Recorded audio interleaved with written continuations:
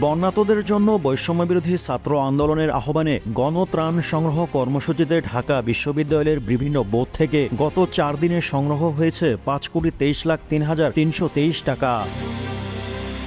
ইতিমধ্যেই 50টি ট্রাক ত্রাণ বিতরণ করেছে বৈষম্যবিরোধী ছাত্র আন্দোলন। রবিবার সন্ধ্যায় ঢাকা বিশ্ববিদ্যালয়ের সেন্ট্রাল ফিল্ডে এক সংবাদ সম্মেলনে বিবৃতি দিয়ে এ তথ্য জানায় বৈষম্যবিরোধী ছাত্র আন্দোলন। বিবৃতিতে বৈষম্যবিরোধী ছাত্র আন্দোলনের গণত্রাণ সংগ্রহ কর্মসূচিতে গত 22 আগস্ট থেকে 25 আগস্ট পর্যন্ত ঢাকা বিশ্ববিদ্যালয়ের টিএসসিতে ডাকসুর ক্যাফেটেরিয়া এবং সেন্ট্রাল ফিল্ড থেকে নগদ অর্থ, মোবাইল ব্যাংকিং এবং অন্যান্য মাধ্যম থেকে সংগৃহীত অর্থের পরিমাণ, ব্যয়ের খাত ইত্যাদি বিষয়ে তথ্য প্রকাশ করা হয়।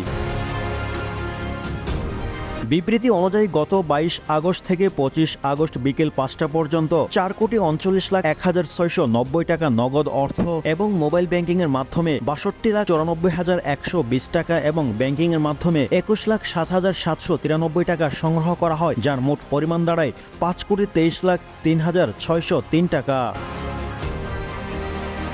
তবে ব্যয় করা হয় শুকনো খাবারে, দুপুর ও রাতের খাবারে, দড়ি, মণিহারি সামগ্রী, স্বেচ্ছাসেবক যানবাহন ইত্যাদি বাবদ মোট খরচ 30,12,970 টাকা।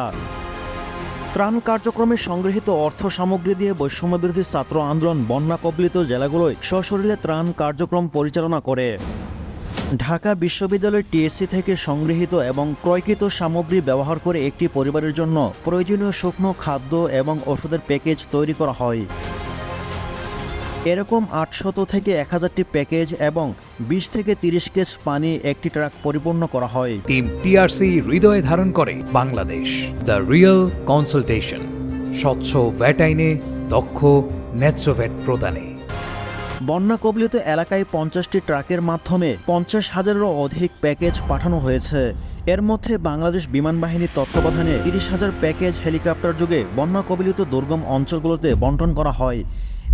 3,96,500 টাকার নগদ সহায়তা দেওয়া হয়। প্রসঙ্গত, গত 21 আগস্ট থেকে দেশের দক্ষিণ অঞ্চলে ঘটে যাওয়া ভয়াবহ বন্যা এবং এর ফলে সৃষ্ট মানবিক দুর্যোগ মোকাবেলায় বৈষম্যবিরোধী ছাত্র আন্দোলন গণত্রাণ সংগ্রহ কর্মসূচি ঘোষণা করে। গত 22 আগস্ট থেকে ঢাকা বিশ্ববিদ্যালয়ের টিএসসিতে একটি বোথের মাধ্যমে নগদ টাকা এবং প্রয়োজনীয় সামগ্রী সংগ্রহ করা শুরু করা হয়।